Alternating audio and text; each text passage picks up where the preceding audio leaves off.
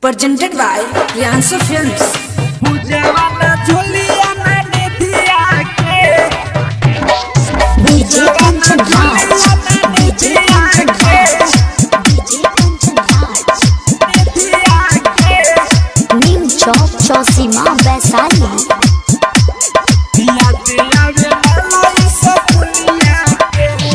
पूजावा ना कोजली ना जुलिया के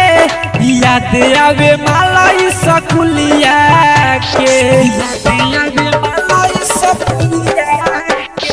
पूजावा ना कोजली ना जुलिया के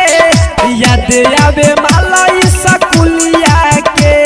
सपना में आवे बड़ी तड़पावे छम्मा छम्मा जावे ले पायलिया के पूजावा ना जुलिया ना निधिया के याद आवे मालाई सकुलिया के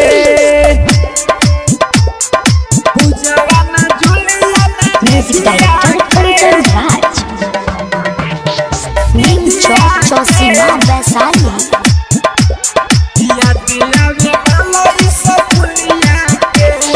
कोचिंग कॉलेज जाऊ त साथ साथ पढ़ेले केहू से प्यार नहीं हमारे से करेले कोचिंग कॉलेज जाऊ त साथ साथ पढ़ेले केहू से प्यार नहीं हमारे से करेले कैसे भुलाई हो गलिया के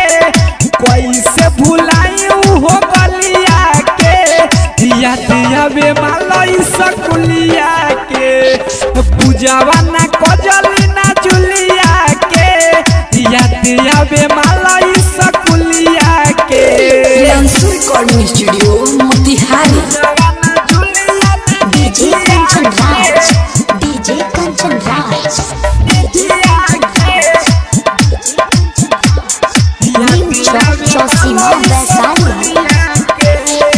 आके परदेसवा में लागे नहीं मन हो धक धक कर जब सोचे धड़कन हो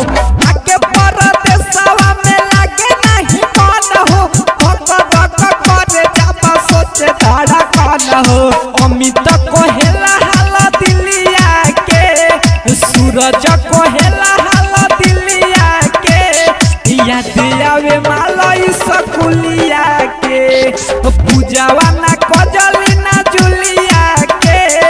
याद आवे मालाई सकुलिया के पूजावा ना कोजली ना जुलिया के याद आवे मालाई सकुलिया के पूजावा ना कोजली ना जुलिया के याद आवे माला